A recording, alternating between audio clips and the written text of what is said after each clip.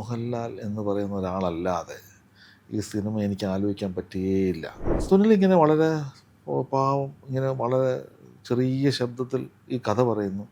ഈ കഥ പറഞ്ഞ് പോകുമ്പോൾ ഞാൻ ആ കഥയിൽ അട്രാക്റ്റ് ചെയ്തുകൊണ്ടിരിക്കുമ്പോൾ ഒരു സ്ഥലത്ത് വന്നപ്പോൾ ഈ കഥയ്ക്ക് ഭയങ്കരമായൊരു ഒരു ഒരു വ്യത്യാസം വന്നു.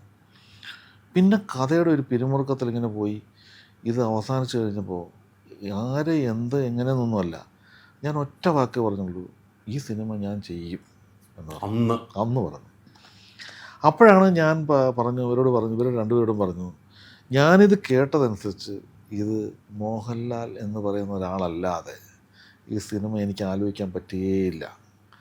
അതുകൊണ്ട് ഇത് ലാലേട്ടനെ വെച്ച് മാത്രമേ ഇത് ആലോചിക്കുകയുള്ളൂ എന്ന് പറയുന്നൊരവസ്ഥയിൽ പറയുകയും അവിടുന്ന് അപ്പം തന്നെ അവരെന്നോട് പറഞ്ഞത് കാണിച്ചു, ഇത് ലാലേട്ടൻ്റെ അടുത്ത് നമ്മളിങ്ങനെ പറഞ്ഞ കഥ പറഞ്ഞാൽ ഞങ്ങൾ ഒരു പരിചയമില്ലാത്തവരല്ലേ പറഞ്ഞ് കേൾക്കുമോ, അങ്ങനെയൊക്കെ ഒരുപാട് ആശങ്കകൾ അവർക്കുണ്ടായിരുന്നു.